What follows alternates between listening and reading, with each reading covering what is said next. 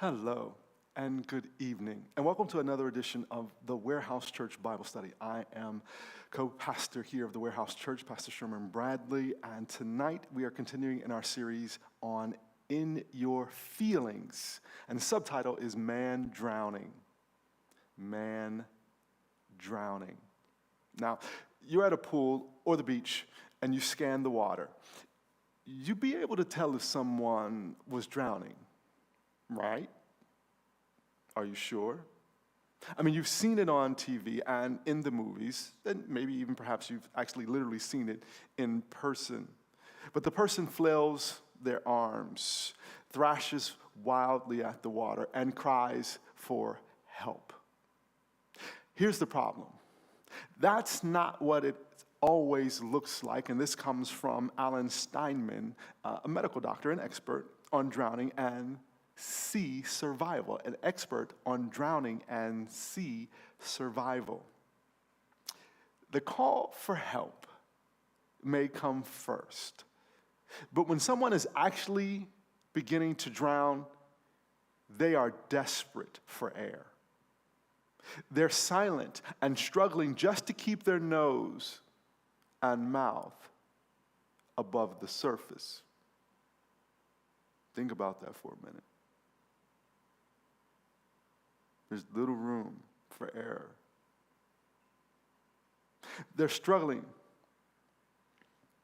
and they're struggling, and there's great despair, says Mr. Steinman. It's a very quiet and desperate posture when you are actually drowning. So what does a drowning person actually look like? Well, there are a couple of things that you'll actually notice. Silent. Though there's no spare breath for help or to call for help. There's the bobbing up and down. Their mouth sinks below the water's surface, pops up just enough to breathe and sink back down again. Stiff arms. And instead of waving for help, which is what you may see in movies because they're dramatizing, it's not an actual event. The arms are out to the side, hands pressed down on the water to try to keep afloat. They can't even reach out to grab a life preserver if one is available. And then still, he won't be kicking. A man drowning won't be kicking. His body will be straight up and down, almost like he's standing on water. If you don't get to him soon enough, Steinman says, he will start to submerge. And people miss the chance to help because they don't know what's really going on. When a person is actually drowning, because it happens so fast, in many cases they seem to be playing. Knowing how to swim is important, but even good swimmers can drown. And it can happen so fast. So the image of a man drowning is a very strong metaphor for not dealing well with our God-ordained and natural activity of feeling and processing our emotions, especially if we're men. Understand this. Drowning is the third leading cause of unintentional deaths in the world. In the world, not just the U.S., in the world, the third leading cause of unintentional death. And every year in the United States, there's an estimated almost 4,000 fatal unintentional drownings, including boating-related drowning. That's 11 individuals every day. 11 people every day, including today. 11 people every day will die from drowning. Now that's drastic. That's stark. That is something to ponder over. But do you know that over 8,000 non-fatal drownings happen every year? That's 22 a day. Non-fatal drownings. But there are probably thousands, if not millions, of men and women who are emotionally drowning, even as we speak. Quite frankly, too many to actually number. Our scripture for today comes from Paul in 1 Corinthians chapter 1, verses 8 through 11. And it reads as this: "We do not want you to be uninformed, brothers and sisters, about the troubles we experienced in the province of Asia. We were under great pressure, far beyond our ability to endure, so that we despaired of life itself." We despaired of life itself. Indeed, we felt we had received the sentence of death. But this happened that we might not rely on ourselves, but on God, who raises the dead. I mean, he has delivered us from such a deadly peril, and he will deliver us again. On him we set our hope. He will continue to deliver us as you help us by your prayers. Then many will give thanks on our behalf for the gracious favor granted us in answer to the prayers of many.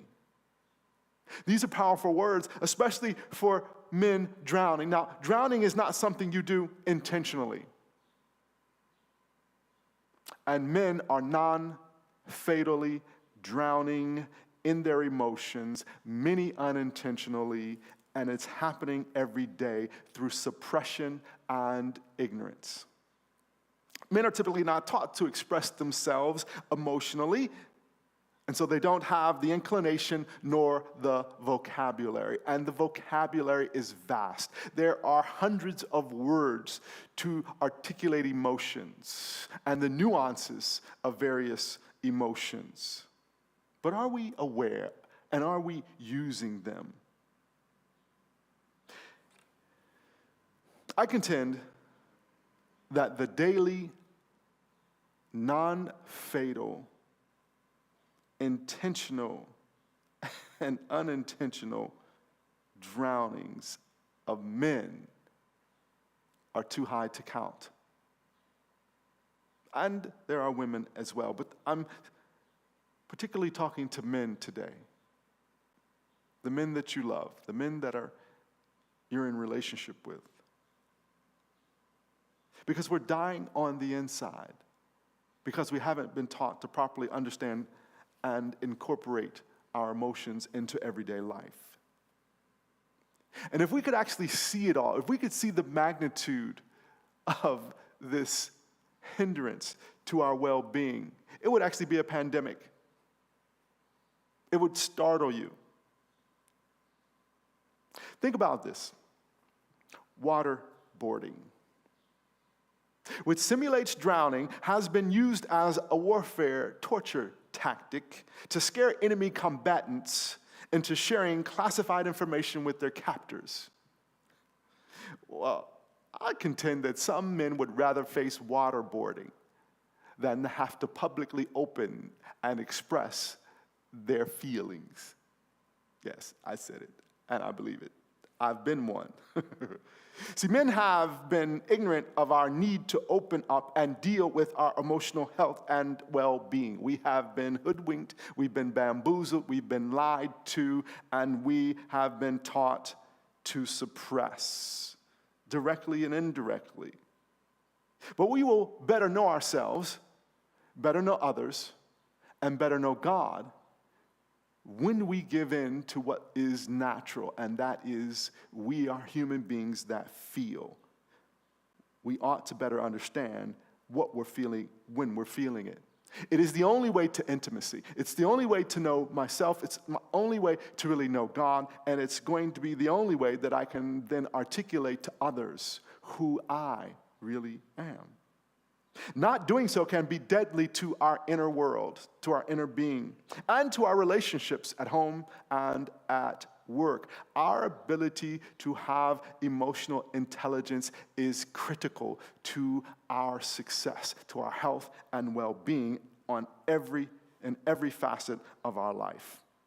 And this healing will help you love yourself and others, as well as God. And so for those of us that have fathers and husbands and sons and brothers and male friends, I want you to ask them, do they really understand their feelings?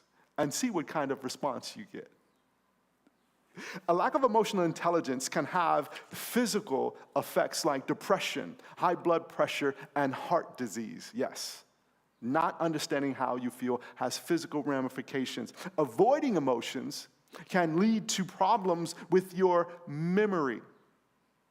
It leads to aggression, and it leads to anxiety and further anxiety attacks because we have suppressed, we have ignored, we have denied comprehension of what we're feeling, why we're feeling it, and how to allow the feelings to take their course.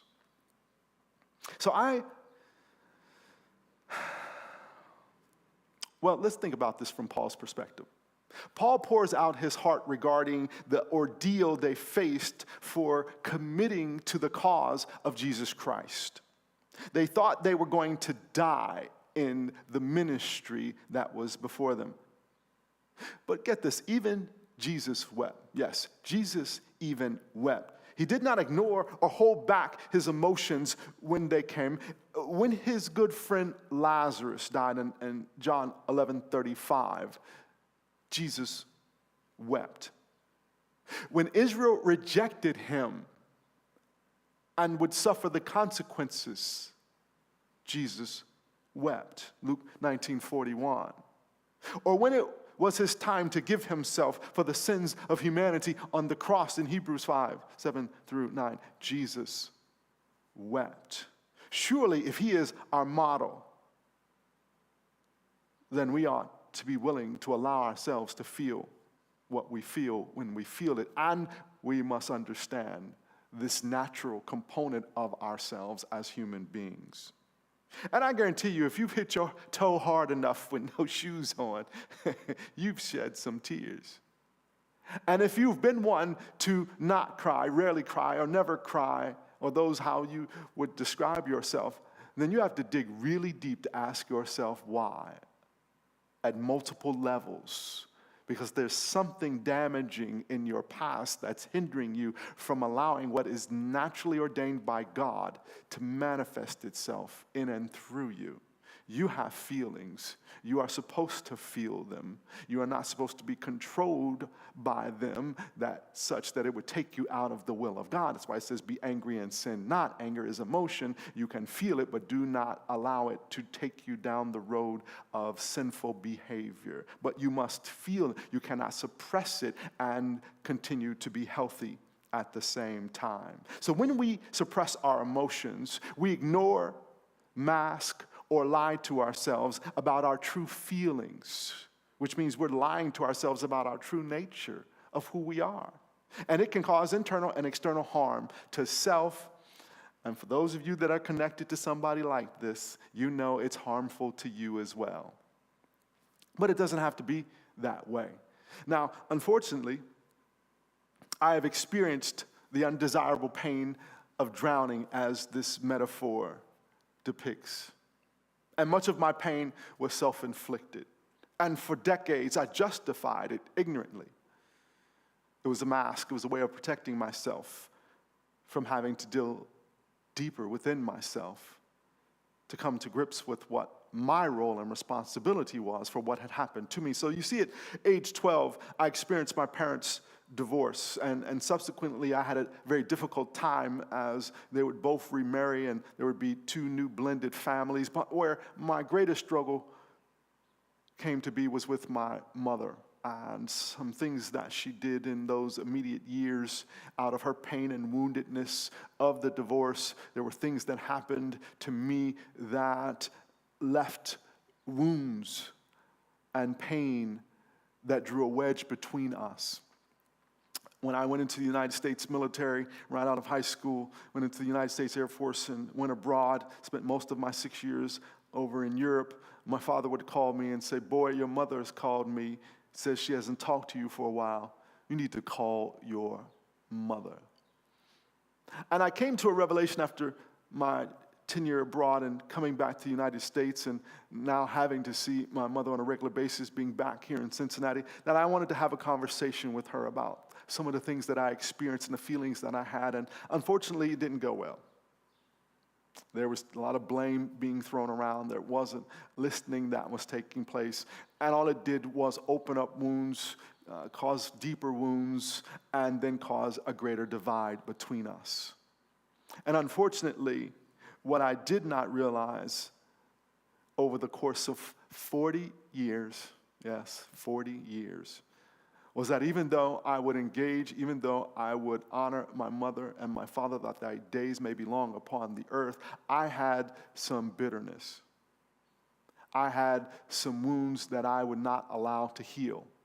I had feelings that I was unwilling to address or acknowledge. And I was not even fully aware of it, to be quite honest, or I had suppressed them for so long that I had no longer thought about them until she became ill and would eventually pass. And I found myself riddled with anxiety and disappointment and sadness, such that I could not control it, that at periods and times in the most unopportune places, I'd find myself weeping. In the car driving down the road, in the line at the grocery store. I remember one time leaving and going into a department store restroom to cry and get it out and not be in public. And I didn't really understand why. And it was a perfect storm because just days after I buried my mother, a good friend committed suicide, and several months later, my lovely wife's, my mother-in-law, she passed. And grief is overwhelming us. Yet life, in my mind, must go on. I'm pastoring, I'm leading people, I'm supposed to show strength and continue to weather the storm that's coming against me. But I did not realize how strong the storm was. I did not realize where the pain was coming from. And I thought this was just a part of the grief process, get over it. Until I hit a wall, until depression showed up. And depression for me was a ruminating on thoughts and experiences and desires and longings that can no longer be implemented because she is no longer with us, to the point that I could not see clear. I could not see ahead. I could not overcome the weight of the emotions that I had been suppressing for quite some time, and I had to get help. And as I began to get help, not just counseling one-on-one, but I actually went to a 13-week small group course on grieving, where I began to better understand my feelings. I began to dig deeper and unpack and pull back the layers on my feelings to get truth to what I was feeling and why. And I would begin to release some of the pain, some of the baggage, some of the dead weight. And I would have to rethink about how I saw my mother and my father and their experiences and what was going on. And ultimately, I'd spent most of that time looking at my experience with them and not looking at their experience with one another and what was going on with them. And I had not given them grace, especially my mother. I had not given her the grace that was required for the time and hurt and pain and suffering that she was dealing with in that time, that I then subsequently was exposed to in ways that were uncomfortable for me as well. And that releasing, that healing, that forgiveness that I've always desired, because Lord knows I've not been a perfect parent. All you have to do is ask my daughters. It was a really painful and shameful reality after the fact, after she's gone, and I cannot have a direct conversation with her about the releasing of this bitterness. I was drowning. Unfortunately, depression saved me. The difficulty is that when you drown, many people who have a drowning, a non-fatal drowning experience, also have extended consequences. There's additional baggage that's left behind from that experience. And so it was for me. And even though I'd gone through counseling, probably 6 months, I'd gone through a 13-week course on grief, even though I was opening myself to my feelings and coming to grips with my error and the error of my ways and having to acknowledge the need for forgiveness, it wasn't overnight. It's still not overnight.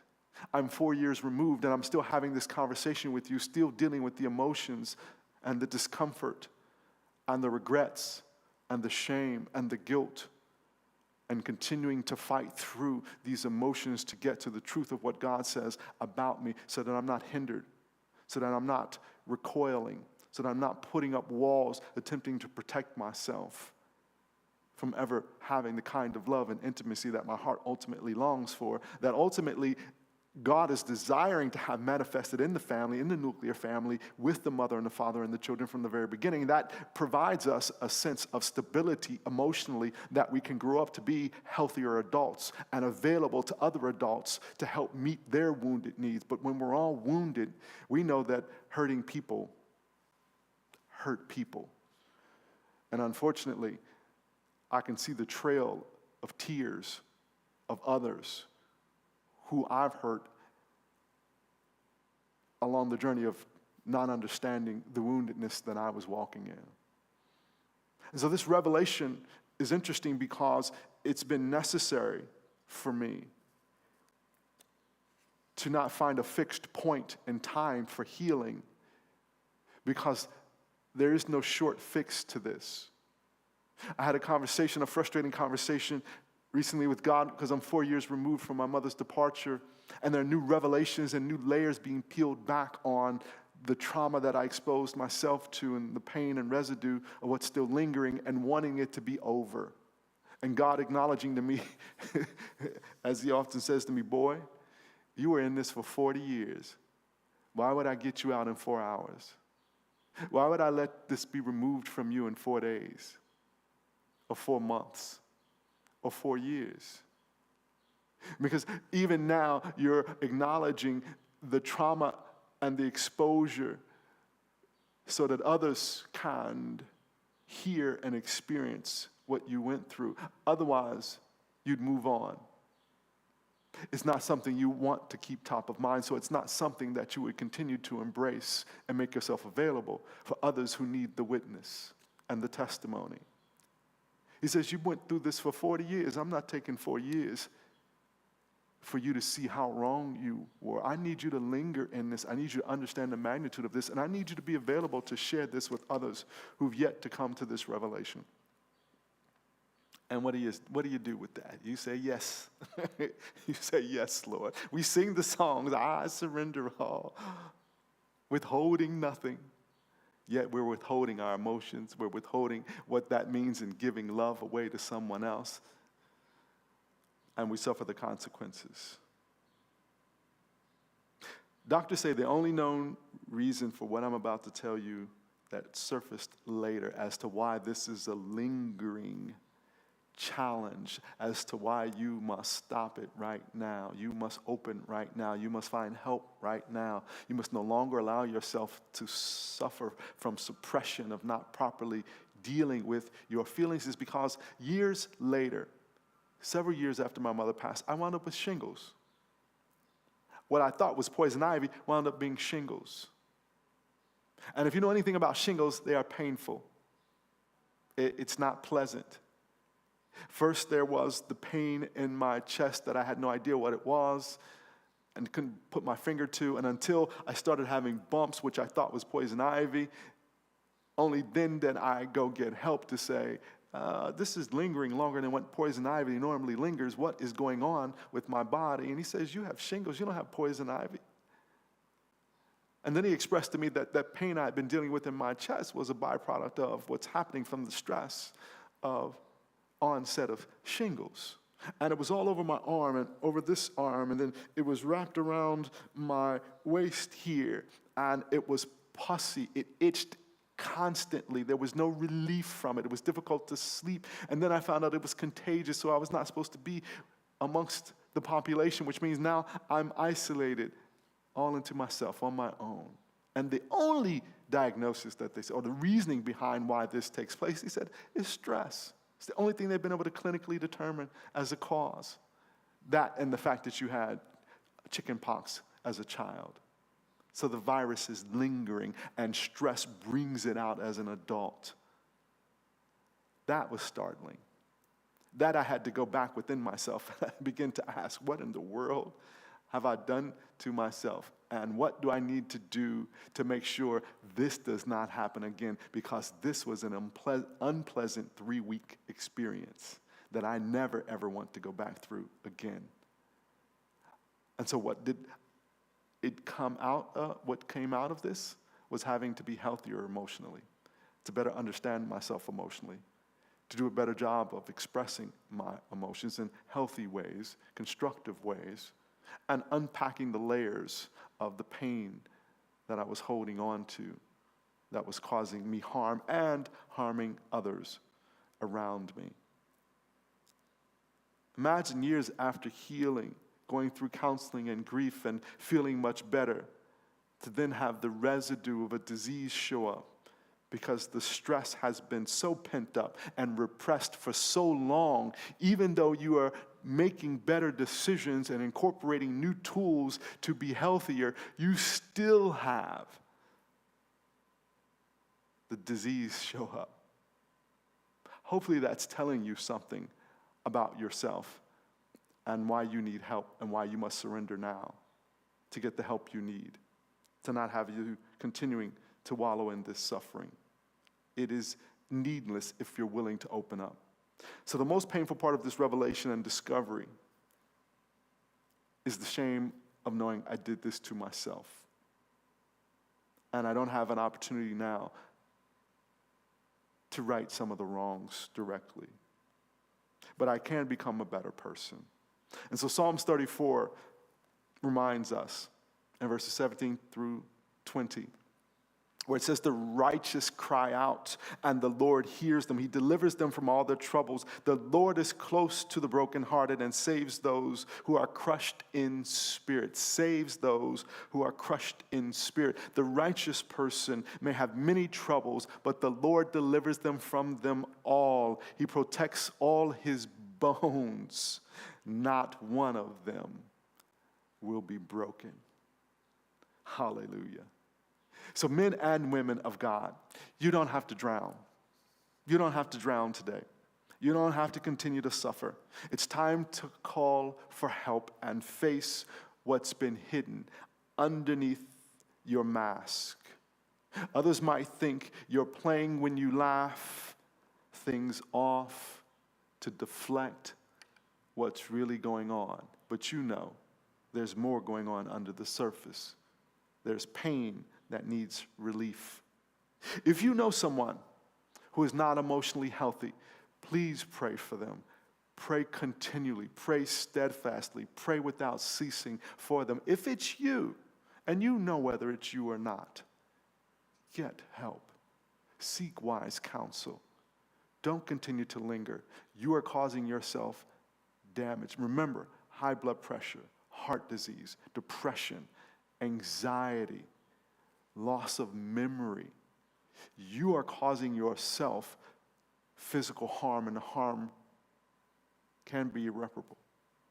So you have to do the work. You have to be willing to open up. You have to be willing to say yes.